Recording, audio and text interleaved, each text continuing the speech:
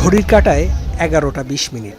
সিরাজগঞ্জের ভদ্রঘাটের কুটিরচর এলাকায় নলকাগামী একটি সিএনজির সাথে বিপরীত দিক থেকে আসা একটি মাইক্রোবাসের মুখোমুখি সংঘর্ষ হয়। দুমড়ে মুচড়ে যায় সিএনজি অটোরিকশা। ঘটনাস্থলেই প্রাণ হারান ভেতরে থাকা 2 ভাইসহ 3 জন। খবর পেয়ে দুর্ঘটনাস্থলে পৌঁছায় কামারখন্দ থানা পুলিশ ও ফায়ার সার্ভিসের সদস্যরা।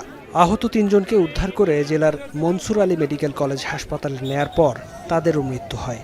ওই পাশে একটা গাড়ি ছিল, ওই গাড়িটা ওভারটেক করতে যায় সেরা, এই পাশে যে গাড়িটা ছিল রং সাইডে এসে সেরা সিএনজিতে মেরে দিছে। আমরা তখন গেটে থেকে দৌড়ে আসি, যদি এই কারণে তখন ঘটাসকে একটা শব্দ আসে, শব্দ আসার পর গেট থেকে দৌড়ে আসে, আমাদের লোকজন দৌড়ে আসে। তখন আমাদের দাবি যে এই রাস্তাটা সংস্কার করা হোক, এই রাস্তাটা পুরা দমি করা হোক, নাহলে সামনে স্লো বিট দিক যাতে এই অ্যাক্সিডেন্টগুলো না হয়। মরদেহ পরিবারের কাছে হস্তান্তর সহ এ বিষয়ে আইনি পদক্ষেপ নেওয়ার কথা জানায় পুলিশ। মাইক্রোর সাথে সিএনজির দুর্ঘটনা হয় এই কুটিরচর নামক স্থানে, হাই রোডের উপর।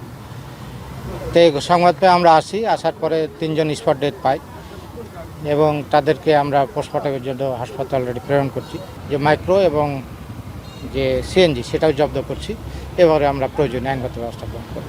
এদিকে নিহতদের পরিবারকে 20,000 টাকা করে সহায়তা দেওয়ার আশ্বাস দিয়েছে জেলা প্রশাসন। এখন সিরাজগঞ্জ।